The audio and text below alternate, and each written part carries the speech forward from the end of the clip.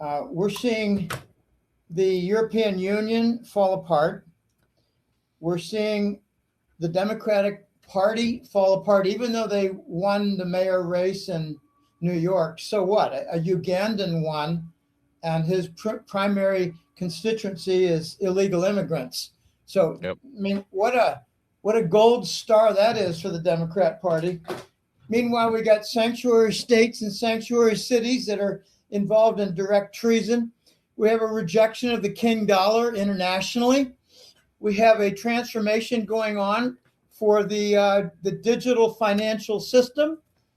We have stable coins coming into existence, and I think Tether in a very unusual position of being the beneficiary of funny money creation, and with their funny money, they're buying gold to back up their funny money creation. Oh my gosh, this is so wacky. And now we got a revolution in England. I mean, this is beyond normal. This is like 3 or 4 standard deviations away from normal on the global scene. I'm not sure where you want to focus today, but I sure love talking about XRP, and oh, yeah. I was working on this. So here we are. Hey, there's a lot of fraud out there. They're stealing our content. I know they are. I know they are. I've challenged 2 so far. I said, what was the name of my doctoral advisor at Carnegie Mellon? What was the name of my last manager at Staples? What was the name of the idiot for my first quality control manager at Digital Equipment Corporation in 1980?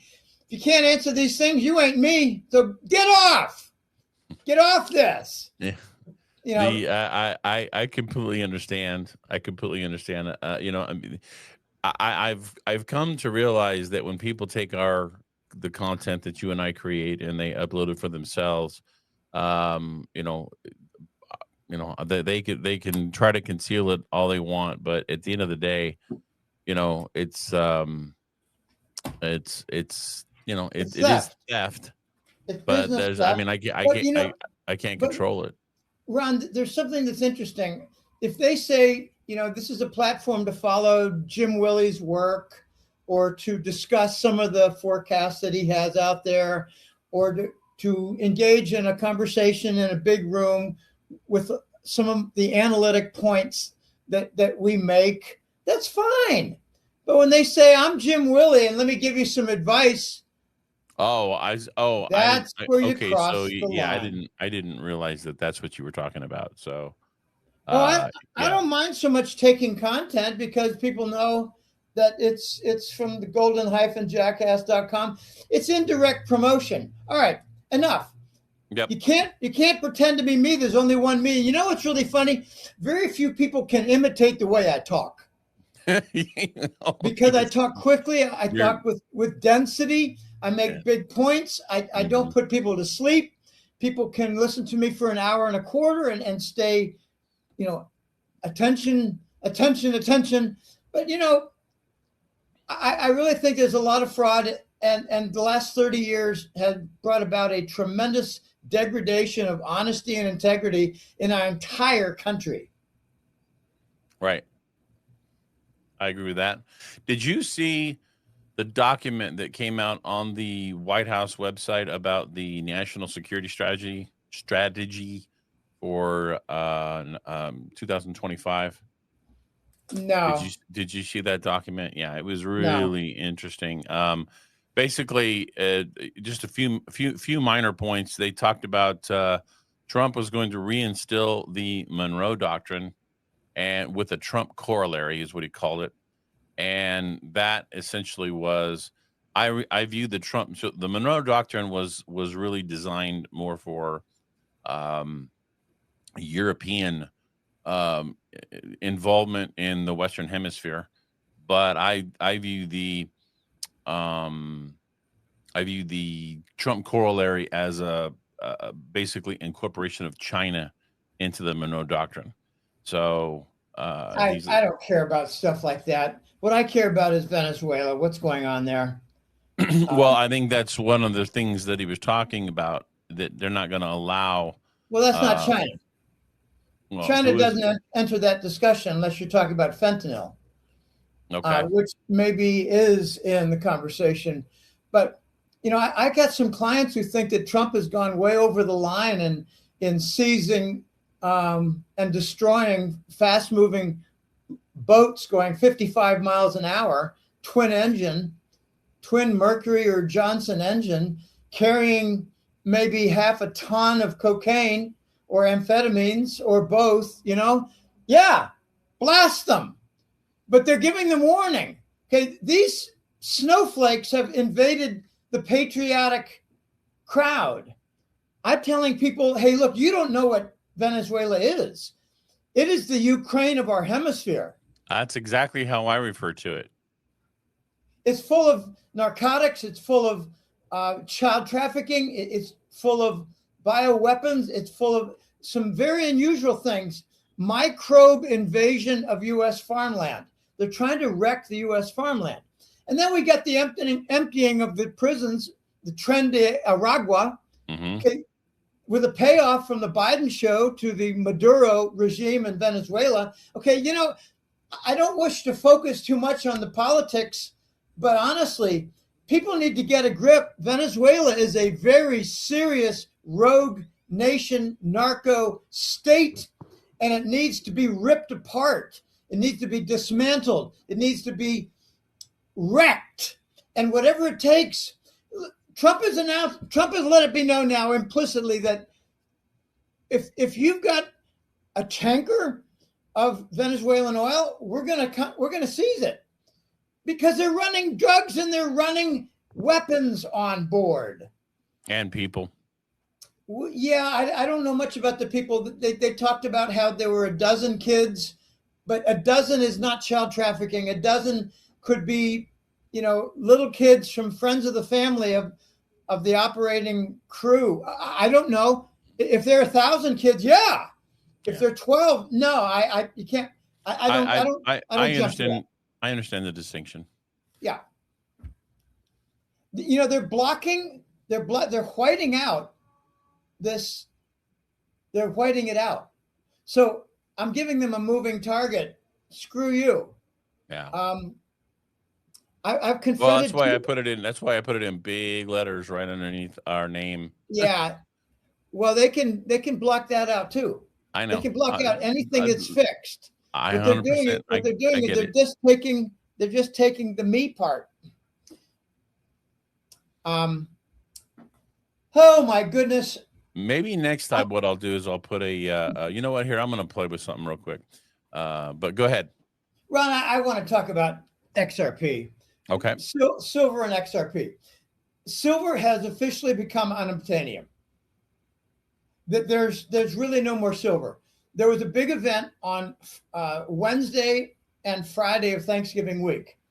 There was a shutdown. I have a joke. They say that there was an air conditioning issue. No, I say there was a sewage backup issue. There was human sewage all over the floor. And if you look closely, you'll see price suppression documents in the sewage. Okay, that's one thing. JP Morgan withdrew, I believe, I'm going by memory, and there's a lot of numbers that are flying through my head all the time. I believe it was 24 million ounces of silver that JP Morgan withdrew from the market when they shut it down. And now that is worth $1 billion. No. $100 million more. $100 million more. Wow. Because we're $5-6 higher. So that's a smooth move. That's a good business move for a corrupt institution. And I got to say that JP Morgan Chase is probably the number one bank that does chargebacks for the newsletter. Number one. Not only are they number one, but I had a couple of clients say, Jim, I didn't start that chargeback. That was done by Chase all by themselves. I didn't ask that. I didn't want that. And I said, well, you're going to have to fight to quit it, to stop it. I'm just going to cancel it, make a new order. Anyway, it's just amazing.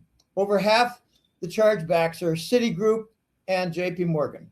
Chase. And I've got private clients. I got clients who complained to me that they had their accounts shut down by Chase, business accounts, just terrible abuse. And, they're like king of the hill. They could do whatever they want. And if they get fined, which they have, they call it a cost of doing business. What's it up to now? $250 billion in the last 25 years for something fines and penalties? Yeah. Okay. Cost of doing business. Cost of doing criminal business. I've decided that I'm going to be a little bit more genteel when I talk about trafficking issues, but we've got to pay attention to money laundering. Money laundering can be from many different sources. It could just be dark money sources. It could be money coming out from, 20 years of hibernation, but it could also be from trafficking. We hear dark pools a lot. I have no idea what the dark pools are. I believe that half of Bitcoin's rise in the last 3 or 4 years has been from dark money. Well, and you talked about Tether. I think that Tether has a significant role in that. That could be what I'm hearing. And this is from one military source, but a number of other, 2 or 3 other really smart clients. When the BRICS dump a big batch of treasury bonds, the U.S. government is obliged to pick them up because we're the issuer. But what they're doing is they're printing money, they're buying Tether, they back it up with Bitcoin, and they hand the Tether to the institution or like a central bank that dumps the billions of treasury bonds. So how is the U.S. government paying the sellers of treasury bonds? It's printed money by way of Tether and a big reflection and echo off Bitcoin. And what is Tether doing with all of their interest that they're earning from treasury bonds? They're buying gold. Oh my gosh. We got a fraudulent stable coin of Tether that's a backstop for paying BRICS nation dumping treasury bonds. And they're a stable coin in the system. This is just an accident waiting to happen. I don't know how it's going to happen. I don't know when it's going to happen. But Tether's going to take a hit.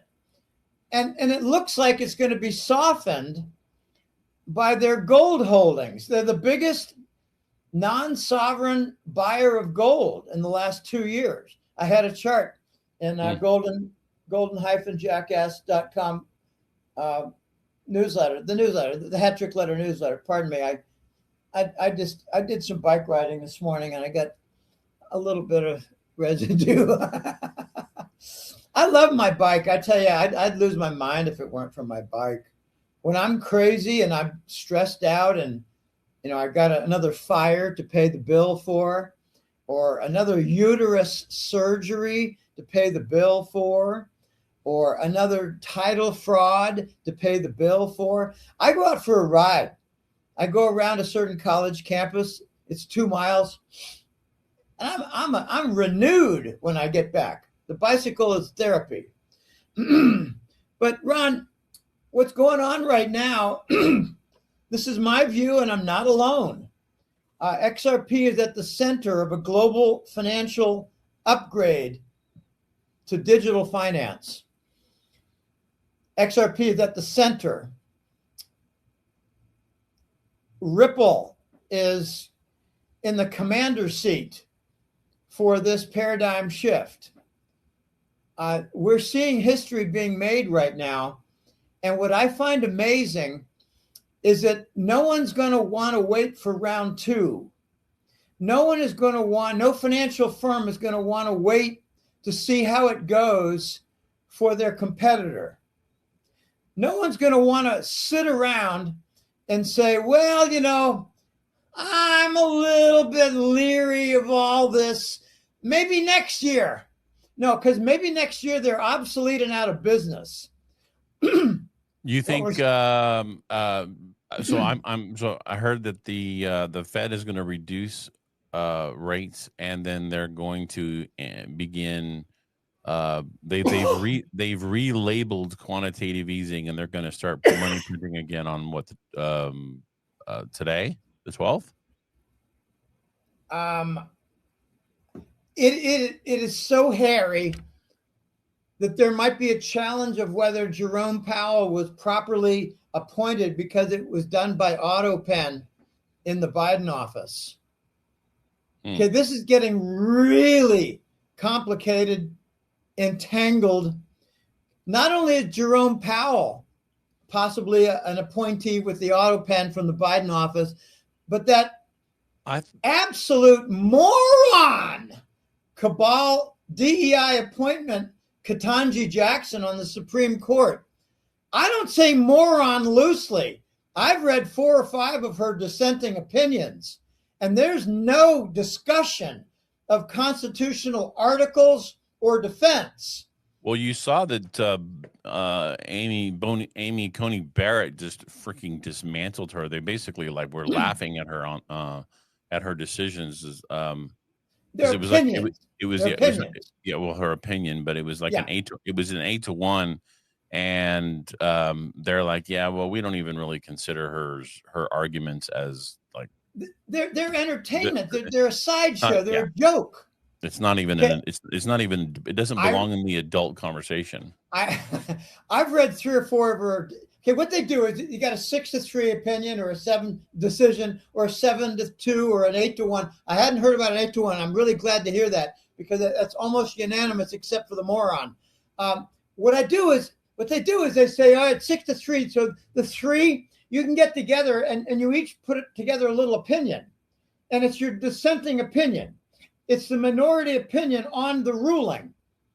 And, sometimes it has some merit, and it just got outvoted. Nothing is black and white, except when it comes to Ketanji, because she's always voting for the cabal and never defends or even mentions a constitutional point. Okay, enough. I'd like to see her removed from her seat on the bench, Supreme Court bench, and Trump will have another appointment. She's a moron. And I heard from one of my contacts that for the last, 8-10 months, Ketanji Jackson has been isolated. Nobody really talks to her. No one has lunch with her. No one gives a crap of what she says or what she thinks or what she writes. And it's almost like Amy is saying, I want distance from Ketanji, the cabal vote, the deep state vote, and therefore I'm gravitating toward the conservative patriot camp. And I've been watching Chief Justice Stevens too. He's on the wrong side of quite a few, but lately he's on the right side. I don't know if you're familiar with the Humphreys directive, but that's what's being discussed right now. I know we're getting away from it, XRP, but let me just say that the Humphreys decision is almost as important as the Chevron, the Chevron deference, where agencies were determining taxation. That was thrown out by the court. Great decision. And obviously, Ketanji voted against that decision because it hurts the cabal. She's a cabal defender. The Humphreys directive is different. It says, the vote is to remove that directive and to allow Trump to fire agency and department heads. Executive order to fire. And golly, will he cross a fence and fire judges who are acting in an unconstitutional manner? That's what I want to see. I don't, yeah, and I don't know if he can, but because I Yeah. think that is something that's reserved for Congress It's the Senate. The 2/3 Senate vote to impeach a to judge. impeach, right? 2/3 Senate vote. I've looked into this. I've asked some people to check it, and they've gotten back to me. And Yeah. been helping me with this. But Well, what happens? What that's the happens? important. That's the importance of the Senate. That's the importance of the Senate. I know, but what happens to a judge who makes a treasonous decision to release illegal immigrants who go out commit crimes, larceny, arson, and murder, assault? The judge just let it happen. Okay, this is happening in Illinois. This is happening in California. This is happening, I believe, in Oregon and maybe even New York. Okay, those are the 4 states. Those are the 4 states that Trump needs to get moving on it. And get a stronger spine, because there's civil war breaking out in 4 states. Oh, I saw the funniest thing this morning. A client wrote to me and said, Jim, you got to check this out. It's a morning scream in Portland, Oregon. I've seen that. I've seen that. Yeah, scream and yell at Trump. You know what it reminds me of? It reminds me of 1984, 2 Minutes of Hate. So